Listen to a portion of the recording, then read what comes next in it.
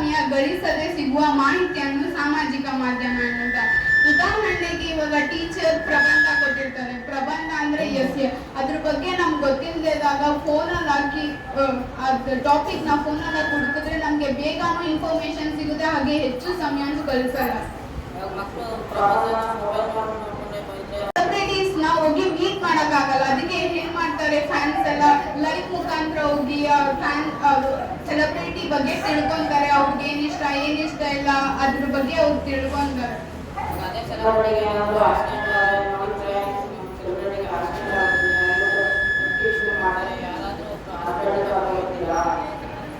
ಇವಾಗ ನಾವು ಒಂದ್ ಸ್ಥಳದಿಂದ ಇನ್ನೊಂದ್ ಸ್ಥಳಕ್ಕೆ ಹೋಗ್ಬೇಕು, ನಮ್ಗೆ ದಾರಿ ಗೊತ್ತಿಲ್ಲದೆ ಇದ್ದಾಗ ನಾವು ಗೂಗಲ್ ಮ್ಯಾಪ್ ಸಹಾಯದಿಂದ ಹೋಗ್ತೀವಿ. ಉದಾಹರಣೆಗೆ ನಾನು ಇಲ್ಲಿಂದ ಬನಶಂಕರಿಗೆ ಹೋಗ್ಬೇಕು, ಅವಾಗ ನನ್ ದಾರಿ ಗೊತ್ತಿಲ್ಲ, ನಾನು ಗೂಗಲ್ ಮ್ಯಾಪ್ ಸಹಾಯದಿಂದ ನಾನು ಬನಶಂಕರಿಗೆ ಹೋಗ್ಬೇಕು.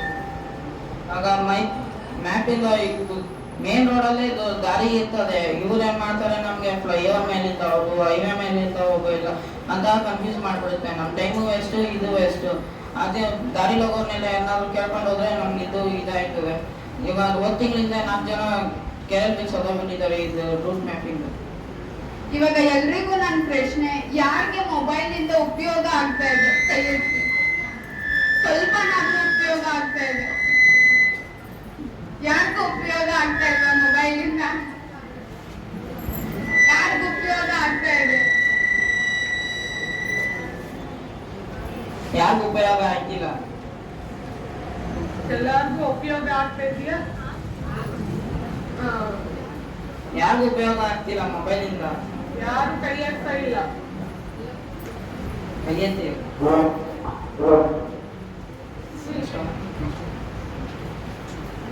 ಸರಿ, ಇವಾಗ ಮಹಿಳೆಯರು ಹೊರಗಡೆ ಹೋಗಿ ಕೆಲಸ ಮಾಡಕ್ ಆಗಲ್ಲ, ಅದಕ್ಕೆ ಮನೆಯಲ್ಲೇ ಕುತ್ಕೊಂಡು ಅವ್ರ ಕೆಲಸ ಮಾಡ್ಬೋದು.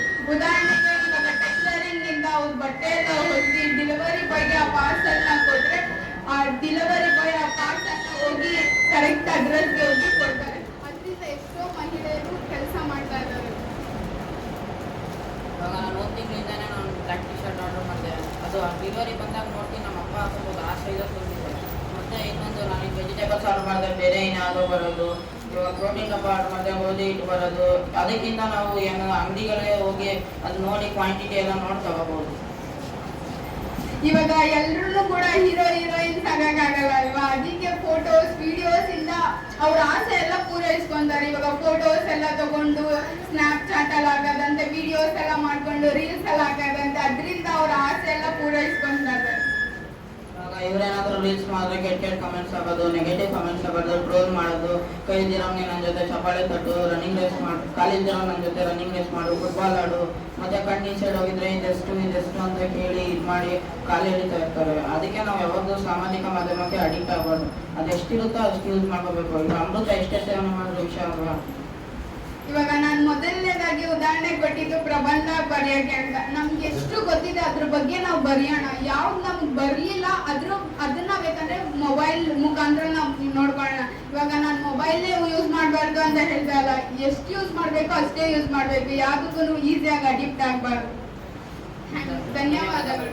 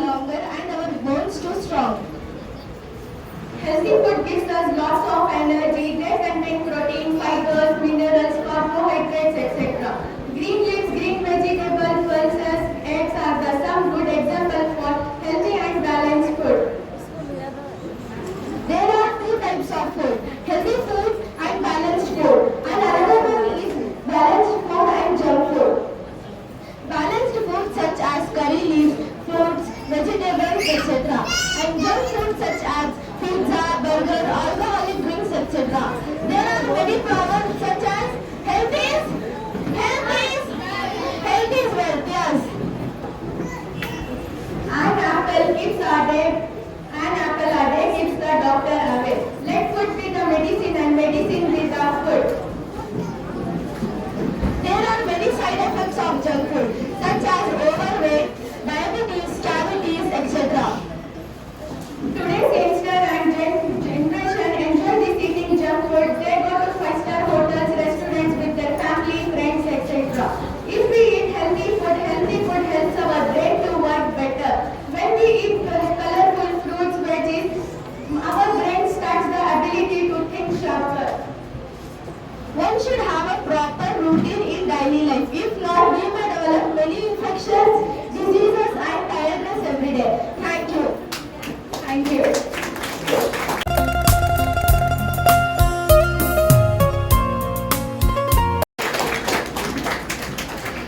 सभी को नमस्कार। मेरा नाम सोहनाज, मैं कक्षा 10वीं में पढ़ती हूँ। भारत के अनेक वैज्ञानिकों ने हमारे जीवन को सुगम और सरल बनाया है। उनके द्वारा किए गए आविष्कारों से हम सबका जीवन पहले से बेहतर हुआ है और कार्य प्रणाली अधिक आसान हुई है। जी हाँ, मैं बात कर रही हूँ डॉक्टर एम विश्वेश्वरैया की, जिनका पूरा नाम मोक्षगुंडम विश्वेश्वरैया है। उनका जन्म 15 सितंबर 1861 में मैसूर राज्य के कोलार जिले में मोहनहल्ली गांव में हुआ था। उनकी माता का नाम वेंकटचम्मा तथा पिता का नाम श्रीनिवास शास्त्री था। शिक्षा के लिए संघर्ष। अपने विद्यार्थी जीवन में उन्हें आर्थिक अभाव का सामना करना पड़ा। उस समय कुर्ग के एक परिवार को बच्चों के लिए अध्यापक की आवश्यकता थी। विश्वेश्वरैया, जो स्वयं एक विद्यार्थी थे, उन बच्चों के शिक्षक बने और बाद में ऐसा समय भी आया जब विश्वेश्वरैया ने पॉलिटेक्निक इंस्टीट्यूट को 1 लाख रुपए से अधिक डाल दिया। उन्होंने 1881 में बीए की परीक्षा प्रथम श्रेणी में उत्तीर्ण की। कर्मठपूर्ण जीवन व कार्य से ही उस समय विश्वेश्वरैया की आयु मात्र 22 वर्ष की थी जब उन्हें सिंधु नदी सत्ता शहर को पानी पहुंचाने का मार्ग सौंपा गया। इसके लिए उन्होंने एक योजना तय की जिसके सफलतापूर्ण पूरा होने पर उन्हें बहुत सराहना की गई। पुरस्कार और सम्मान। जी हाँ, विश्वेश्वरैया को भारत रत्न पुरस्कार भी मिला था। यही कारण है कि आज उन्हें देश में एक महान इंजीनियर के तौर पर जाना जाता है। धन्यवाद।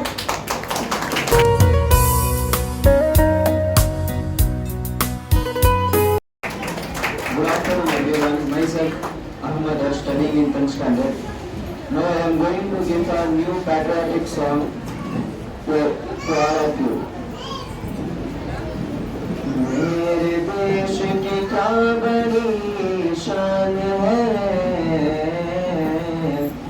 मेरे देश की क्या बड़ी शान है, हाँ मेरे देश की क्या बड़ी शान है, मेरे देश की क्या बड़ी शान है। जुल्मत को मिटाने रोशनी फैलाने, जुल्मत को मिटाने रोशनी फैलाने, नफरत से जगाने सबके दिलों को मिलाने। भारत मेरी जान, भारत मेरी शान, एक मोहब्बत का पैगाम, भारत मेरी